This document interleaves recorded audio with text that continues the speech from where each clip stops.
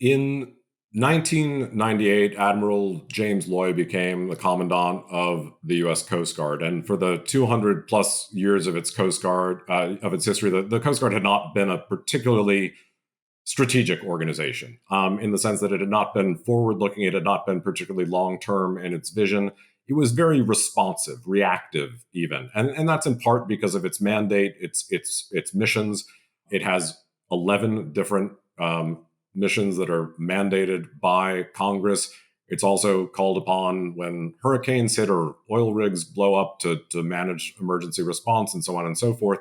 And so it was a very short-term focused, as I said, reactive organization. And Admiral Loy realized that had to change. If the Coast Guard was going to be prepared for the future, if it was, let's say, going to buy the ships that it needed, 20 years from now. And if you think about the tenses there, the ships it needed 20 years from now, how do you figure that out? And he said, well, we need a better process for it. And so they did pursue a scenario planning process to give themselves some strategic foresight. They looked at a number of different key uncertainties. In fact, 5. You mentioned adding 3. They did 5, but that would give you an unwieldy number of scenarios. So they wound up, in the various combinations they used, picking sort of the 5 that they found most interesting.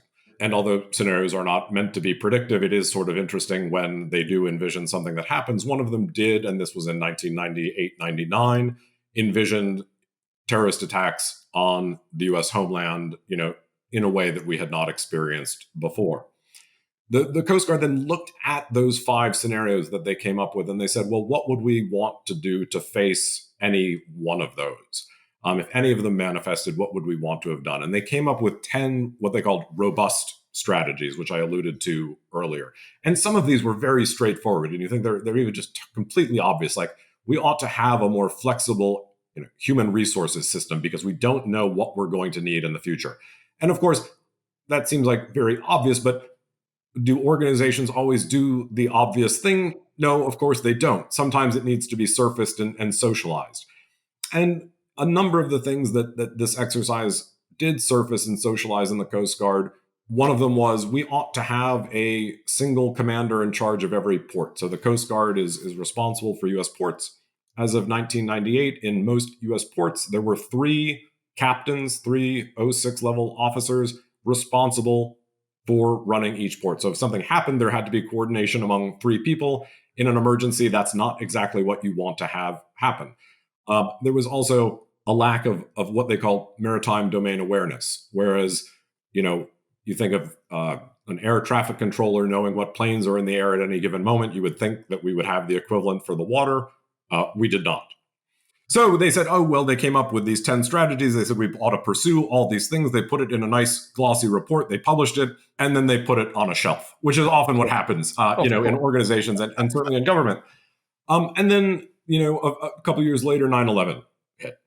And the Coast Guard was responsible for helping several 100,000 people who were stranded on the southern tip of Manhattan get off of the island. And in the wake of 9/11, they pulled the report off the shelf and said, would we have been in a better position had we done the things we said we should do? And they realized that yes, they would have. New York was actually one of the very few ports in the United States that did have a single captain in charge of the port, and one imagines that helped coordinate response at the time. And following 9/11, the Coast Guard was able to put into effect some of those strategies. It actually was President Bush gave the Coast Guard, a Coast Guard officer who had been in charge of this project, the lead in developing the maritime domain awareness strategy for the United States.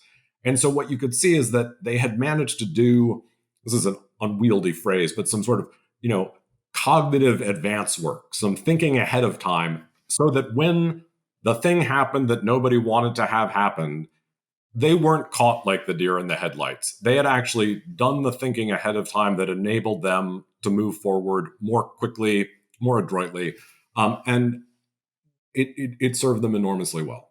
I really love that idea because it goes back to one of our statement that if we have never experienced it, how do we do it? Well, we obviously never experienced a homeland issue like 9/11, but they still thought about it. It's through this imagination, the plausible or even the possible. So it's very powerful.